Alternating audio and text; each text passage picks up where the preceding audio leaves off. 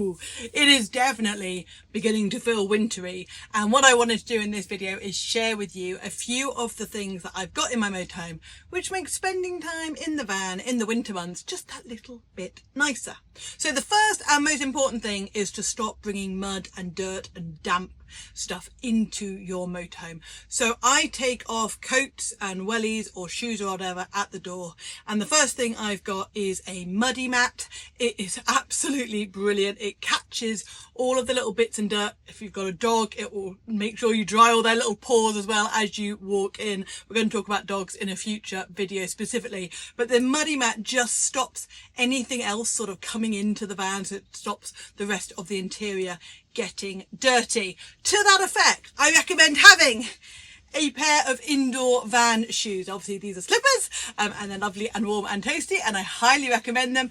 But otherwise, just have a pair of shoes that you just wear around the motorhome, and then keep your outdoor shoes somewhere near the door so that it doesn't, like I say, bring a load of dirt and muck and stuff into the van. The next thing I recommend is to get some sort of rug or extra covering on the floor.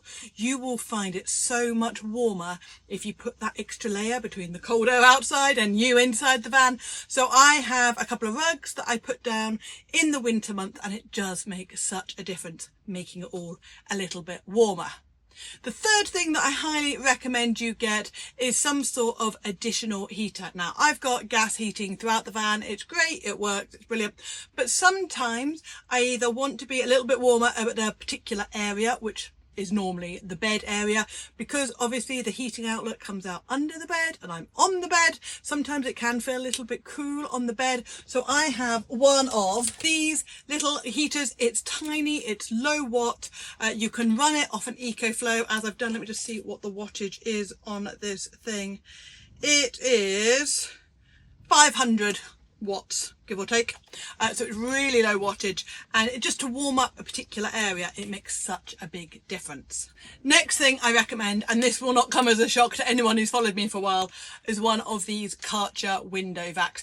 They are the best way and the most fun way to get rid of condensation. Now, there are other ways that you can get rid of condensation in your motorhome, but this is just so much fun, and it just makes the windscreen lovely, and it means you don't get all those horrible drips that go onto your dashboard as well in the winter. I also am in love with my electric blanket. Pretty sure this one's around 300 watts, and I can run it off my EcoFlow on number 1 or 2 all night. As you can see, Mac is a fan. He loves the electric blanket, and it's just nice getting into a nice warm bed when it's quite chilly and cold outside of the motorhome. Another extra that I completely forgot to add are these shoe warmers. These are fab. So get your EcoFlow, turn it on, turn them on. Oh, hang on, oh wait, got to turn them on first. So you've got to turn them on. You hear that? And then,